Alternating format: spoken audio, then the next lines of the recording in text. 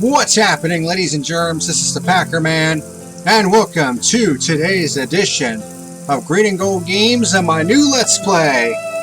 I've been waiting a long time to do this Let's Play, and we're finally starting on it. One of my favorite PS1 games of all time, Battle Hunter.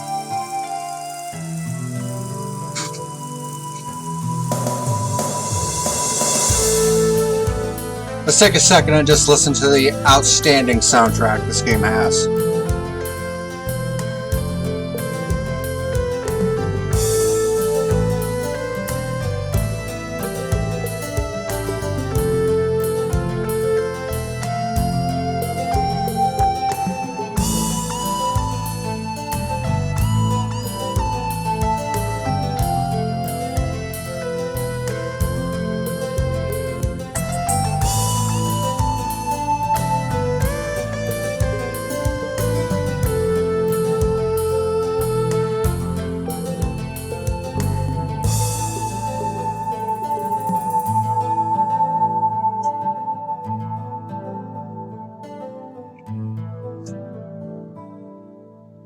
Alright, let's press start.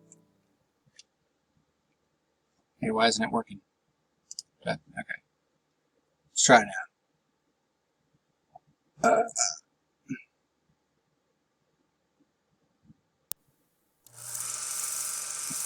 There we go.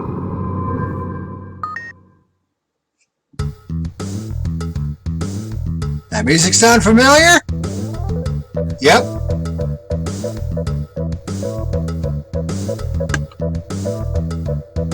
Actually, it's not this one that sounds familiar. Should probably move my webcam over a little bit. There we go. Alright, so welcome to the Hunter AR0062, which stands for After Ruin 0062. So basically, what happened in the story of this game is that World War III ended up happening, or what they call the Great Destruction. And they now go by the timeline After Ruin 0062.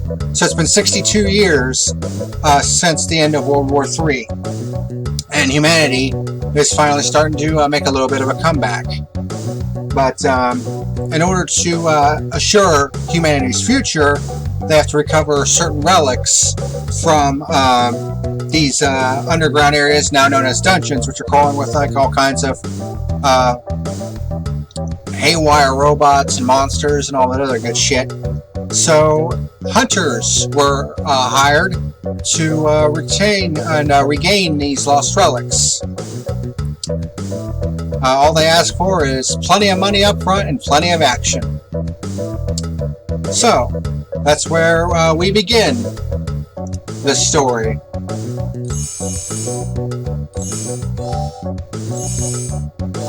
There's a couple different backgrounds we can pick too, which is pretty cool. There we go. Sound setting. I don't know if that makes any difference. Controller type. I think that's vibration. Status display. So,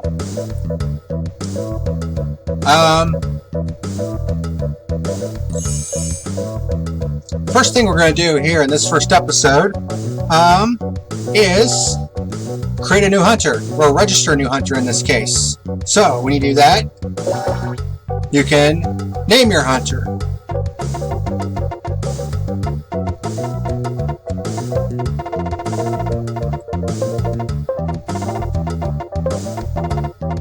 And by the way, I'm playing this on my PC.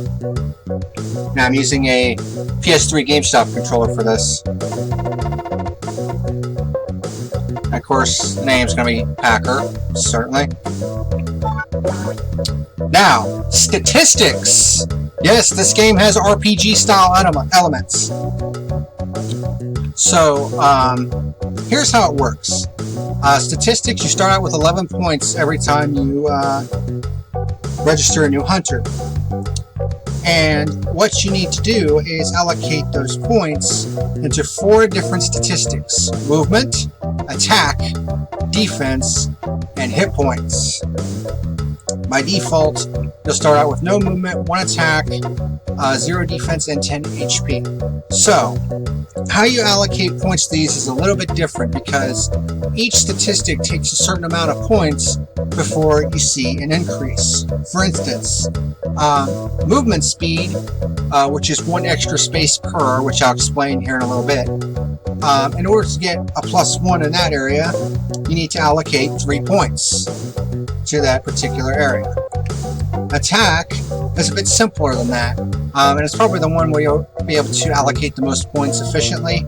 And honestly, you do need high attack in this game if you want to complete the single-player story mode. But attack power, 1 point is 1 point of attack. For defense, in order to gain a 1 point increase, you need to allocate 2 points to get 1 point of defense. And for HP, you only need 1 point and it gives you 3 extra hit points. But every time you level up, you'll still gain 1 additional hit point regardless if you allocate points to that statistic or not. So there's a lot of decision making that goes into this. One thing I like to do is I like to have 2 points of movement to start out with, 1 point of defense, some hit points, and then put the rest into attack power. So I have a +2 in movement, 5 attack power, 1 defense, and 13 HP. And that'll have to do for now. And now you get to select your character. Each character, there's 8 in total, with 8 different colors each, so 64, basically 64 different characters you can choose from. Each character uses their own weapon.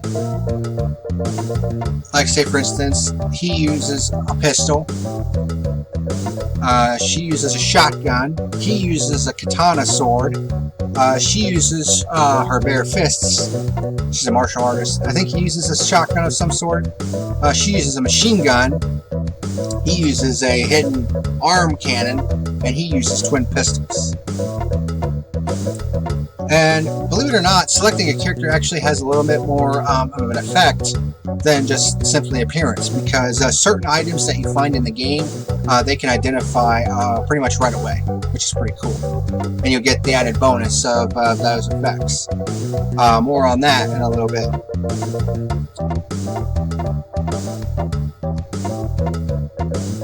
But since this character has green with like yellowish hair, we'll go with that.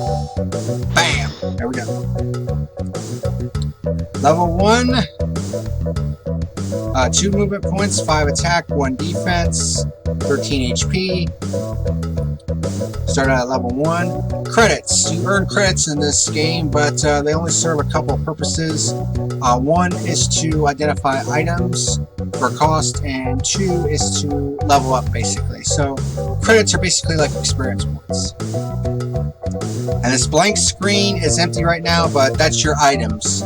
You can choose to keep items, and there are certain items that you might want to keep because of the effects they have, or you can sell them, which is typically the thing you do in this game. You can have up to 4 players at the same time.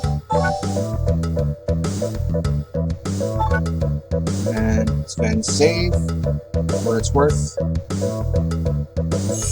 And you can come over here and view a hunter status. As you can see, there are 100 different items that you can collect in the game. Some are just junk parts. There are data discs that you can collect.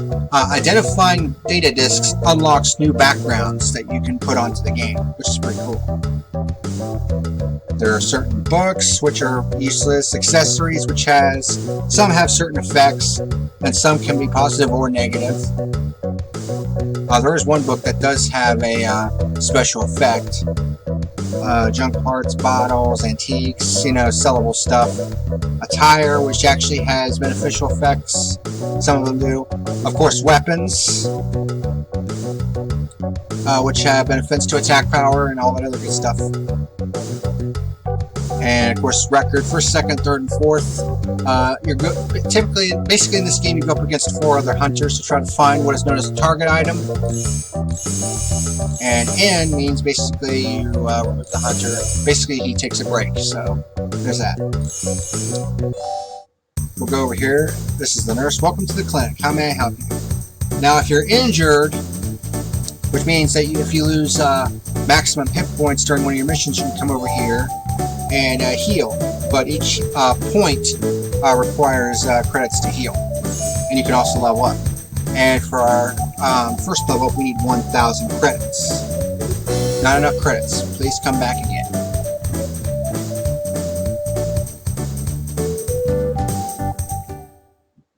So only one thing left to do now is to accept the mission. Identify and sell items. Now when we go to this screen, this should be a familiar tone.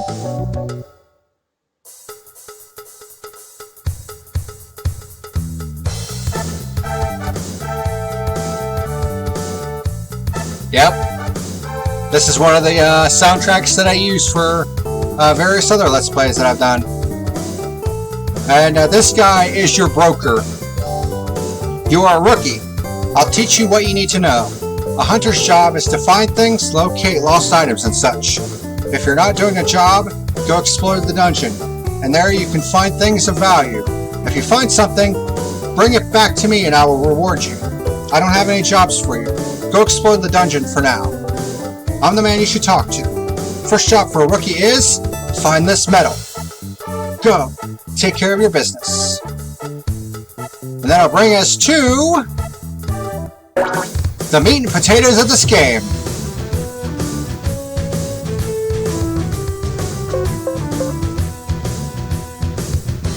There you see the other hunters that are in the area. So basically, here's how this game works. It's 4 players. You'll notice all these different like cards and shit at the bottom, and also you notice that the target item is basically a hunk of solar. So here's what it looks like on screen. In the upper right hand corner of the screen is a card count, basically the deck. It starts out at 100 cards, each having various different effects.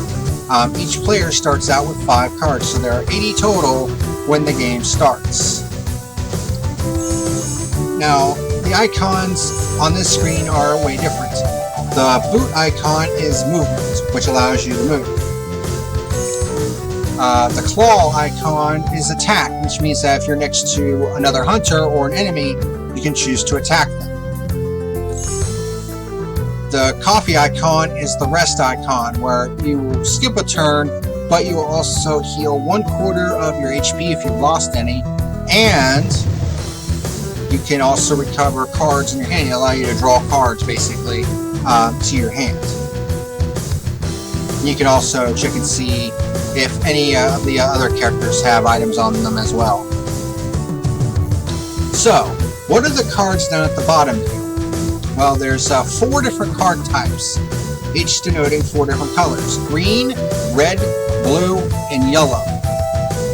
Now, each of these have different effects, and some have benefits in more than one situation. The trap cards, which are the green cards, they come in 4 different types: damage, stun, leg, and empty. And they're denoted by their letters. D is the damage icon, and it's the damage trap. You set it when you move your character, and it allows you to select the cards when you go to move. If you have cards in your hand that you can use, you can move your icon over them and select them. If you select a damage trap, it'll lay a trap of that type in the spot that you're currently at, and then you'll move. Damage traps can only be used on the field. The attack cards are the red cards, which are denoted by a number. Those can only be used in battle, in which case attack cards basically boost your attack power. Now obviously there are the numbered ones, but there are also some special lettered ones. D doubles your attack power. I believe there's another one called actually S doubles your attack power, excuse me. I'm trying to remember what the letters were. I think A is a special one that copies your opponent's attack power, which is useful against opponents with high attack power, so that sort of thing. But those cards can only be used in certain situations. The damage on the field, or the trap cards on the field, and the attack cards in battle. The blue and yellow cards can be used in both situations, although their effects are different. The blue card is the movement card, which allows you to move a certain number of spaces based on the number of that card that is used.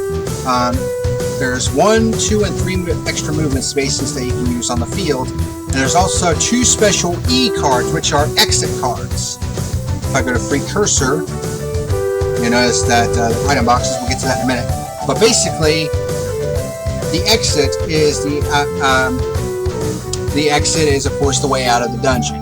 However, you can only exit the dungeon once you've acquired the target item, which in this case is the silver. And that silver is hidden in one of 8 item boxes that are scattered all over the map. There's one right there, there's one right there, there's 2 right there, 1 right there, 1 right there, and 1 right there. And 1 right there. Now, since this is considered technically a story mission, you have to complete this mission successfully, otherwise it's a game over, and you basically have to start over at your last save. But if it's just a regular dungeon mission, then it's once a hunter acquires the target item, then you try to make for the exit.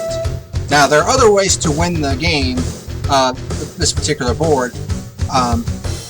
The non-mission boards, like attacking enemies, movement, finding the different flags that are all over the place that have certain effects, and also multiplier score at the end of each non-mission game. But they also have other effects too, like if you land on this, what will happen is a dice roll will happen, and what you want is a 6 or a high number. What you don't want is a 1, which will activate a trap in this spot. Blue 1 will activate a leg trap if you roll a 1. A 6 will give you an extra turn. The yellow flag, if you roll a 1, will activate a stun trap. Stun traps knock you out for a single turn, and you basically lose a turn. But not only that, you are basically defenseless, and if anything attacks you, your defense goes straight to 0, no matter how high your defense is. Basically, if you roll a 6, though, you get like a ×8 bonus, which basically multiplies your score big time. Green flags, if you roll a 1, it'll activate an empty trap, which will empty your entire hand, which means you have to basically discard your entire hand, and you have to wait a turn before you're able to draw again. Pretty annoying, to say the least. A 5 or a 6 will allow you to draw additional cards into your hand. And then there's the red flag. Rolling a 1 will activate a damage trap, which will damage your HP. A 5 will heal you a little bit. A 6, if you've lost maximum HP, a 6 will actually heal some of the lost HP, which is pretty cool. Alright, going back over here for a moment. Going back to the movement cards, yeah, they have 1, 2, and 3, and of course the E, which is an auto exit card.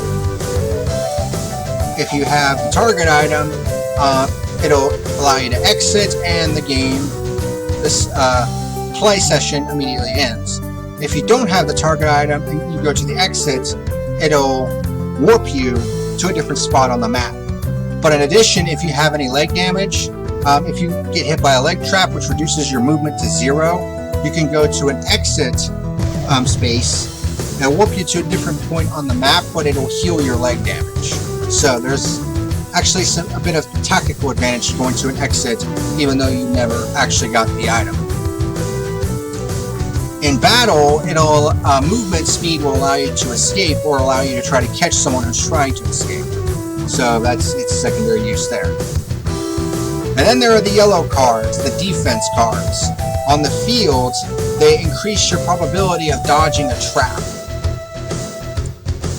Because when you step on a trap, a big colored circle with a couple of exclamation points will appear over that character's head, denoting which trap it is.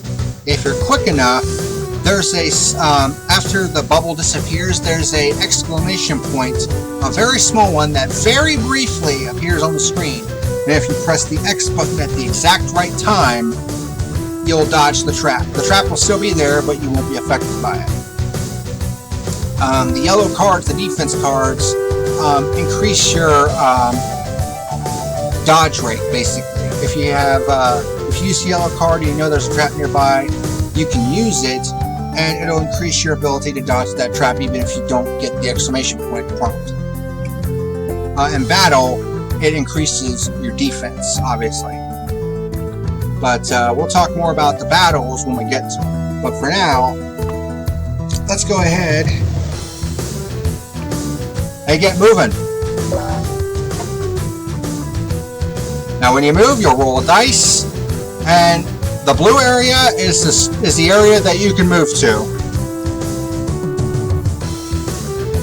So we can go anywhere we want within this area. Now we want to go for that target item, or that box right there, because during the first mission, typically it'll set you down right near where the target item is. So we're going to be heading that way. And then the other players will take their turn. She found a book.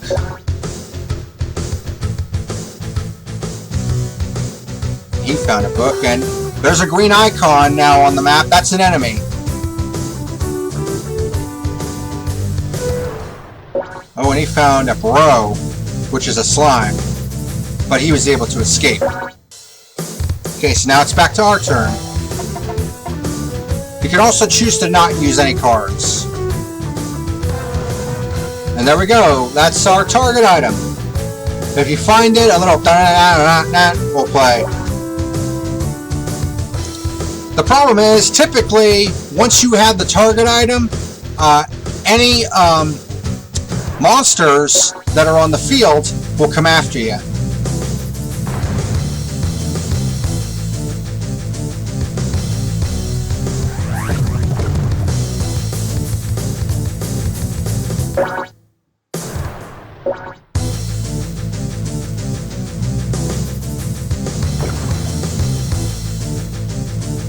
See an example of some fighting here.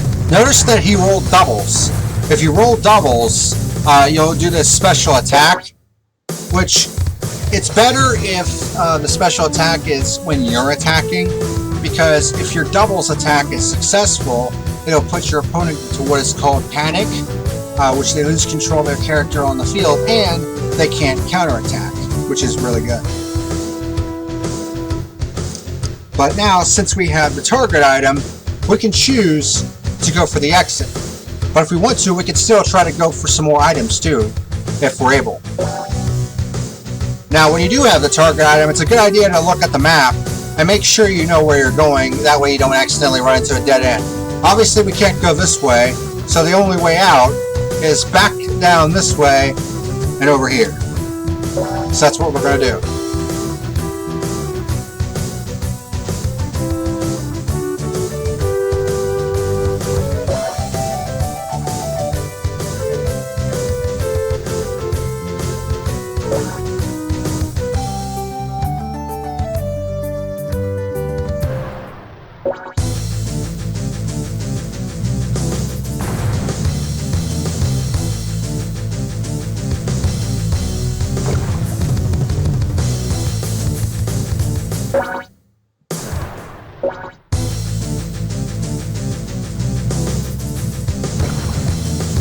There's 4 different monster types in the game. This is one of them. It's known as Bro, which is a slime. Two more of them are robot types, And then there's a boss character that happens if that deck runs out of cards, known as Gone. We'll get to that if we get to it.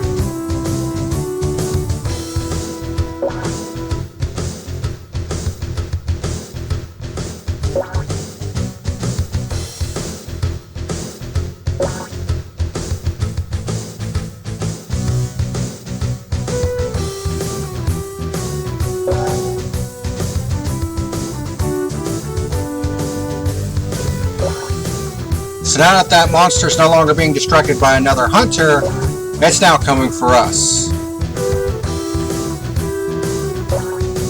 Then Jericho goes and does that.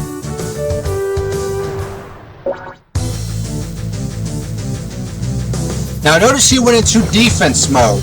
When you go into defense mode, your defense stat doubles.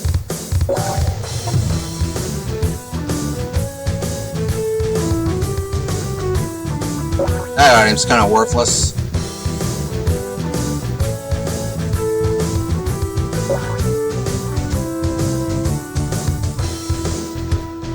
That would have been better.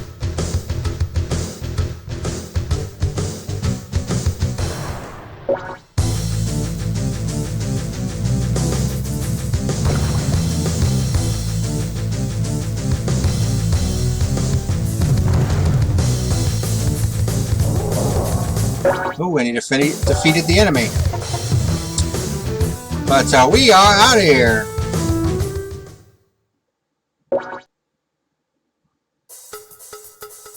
You're still alive. Okay, I will buy the target item. Other items are depending on you. Either sell or keep them. Some items will aid your missions. First you need to identify them.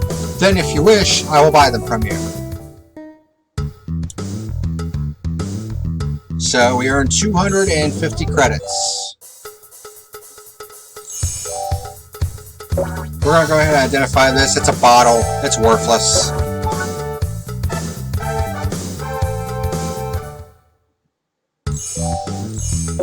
Since we technically completed our first mission, we can go ahead and save.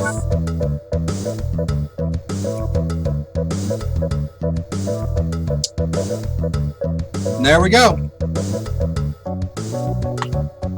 And that is the basics of how to play Battle Hunter. Next time out, we're going to try to level up to level 2. Thank you very much for watching, and until next time, this is the PackerMan signing out. See you later.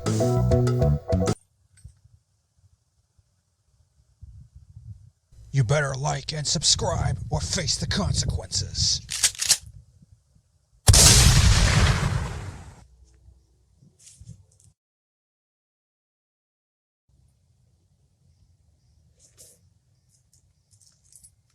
You have been warned.